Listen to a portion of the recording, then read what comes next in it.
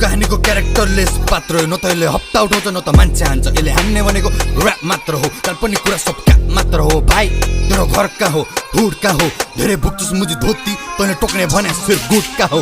You and kill, you and drill, त आम नागरिक सिधा सादा। You and gangster, you just a rapper, भन्न नखोज त मुजी दादा। खुसी बोय अन्सारी, दारीवाला नारी, तेरो एक्सेन्ट बिहारी, त ठिक छेस बोर्डर पारी।